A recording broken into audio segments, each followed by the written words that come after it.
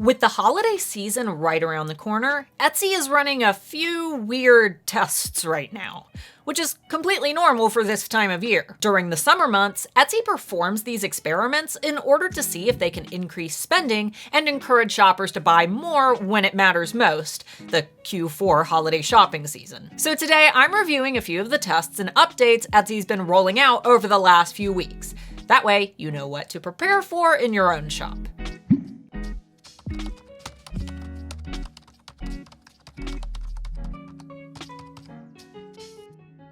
If you're new here, my name is Starla, founder of the Handmade Alpha Academy for Etsy sellers and manager at erank.com, Etsy's most popular SEO tool. And working at eRank means that I hear a lot of different feedback from Etsy sellers about the changes that they're seeing within their own shops and Etsy's overall navigation. This is the time of year when Etsy is desperately trying to see how they can increase traffic and sales in preparation of their busiest season. And because of this, many of the tests and experiments that you see around Q3 are only temporary. If Etsy doesn't see results from the tests that they're running, or if sellers leave negative feedback on the various tests, Etsy will often roll them back before Q4 begins.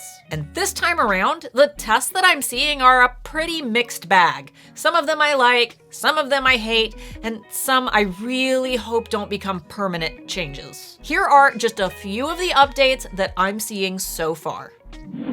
I really hate starting off with a negative update, but I really feel like Etsy missed the mark last month when they chose to move our Etsy shop announcement all the way to the bottom of our Etsy storefronts.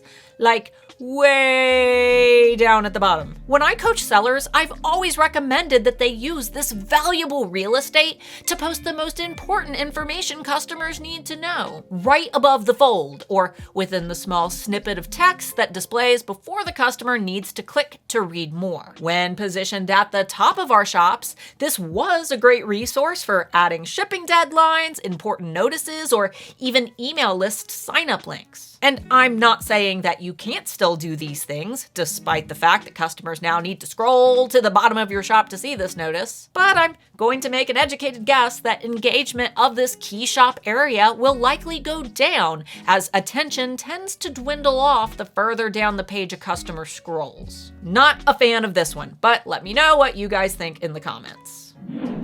On a positive note, Etsy Plus subscribers now have the option to add a custom color to their shops, which will appear in your shop heading as well as your About section. Unfortunately, Etsy hasn't given us the option to select specific hex codes to customize these colors and have instead given us a few options that they sourced directly from our shop cover photo. But hey, it's something. I actually really like this update, though I'm curious to see if Etsy adds any other customization options for our shops in the future.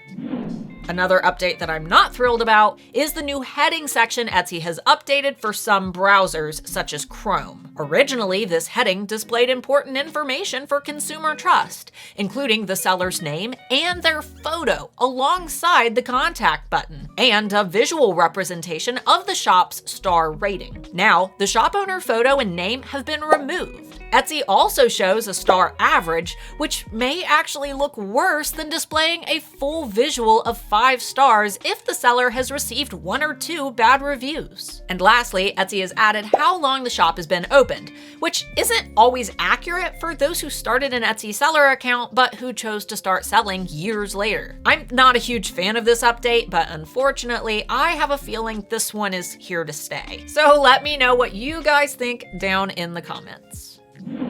The next update is one that's been around for a few months now, so I assume that this one is also here to stay. When clicking on a specific listing in your shop, you'll now notice a rating scale based on 3 different factors: item quality, shipping, and customer service. When leaving a review, a customer can now leave a specific rating for each of these 3 areas, rather than simply rating their purchase as a whole. I actually kind of like this update, and I assume that we'll be seeing it stick around for Q4.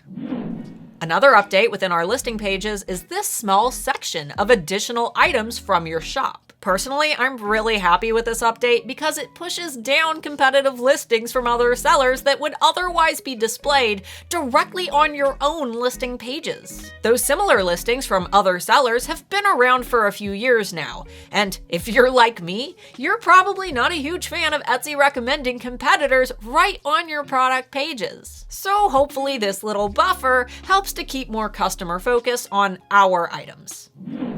Last on the list is my least favorite of these updates, and it's one that may or may not stick around for the holiday season, but I'm crossing my fingers that it won't. If you've performed a product search on Etsy recently, you may have noticed that Etsy's photo sizes have again changed. Instead of perfect squares, listings are now being displayed as vertical rectangular images, which obviously is extremely frustrating for sellers who are specifically optimized for square images. With Etsy's major push for mobile shoppers, I'd originally assumed that this update was made in order to fill more screen size on a phone, similar to how Pinterest prefers long vertical images that occupy more screen space. Now I know how frustrating this is, but if I were you, I wouldn't rush to change all of your listings right away. Over my past 13 years selling on Etsy, I've seen multiple photo tests and experiments around Q3, and most of them don't last until Q4. So until we get a more official announcement from Etsy,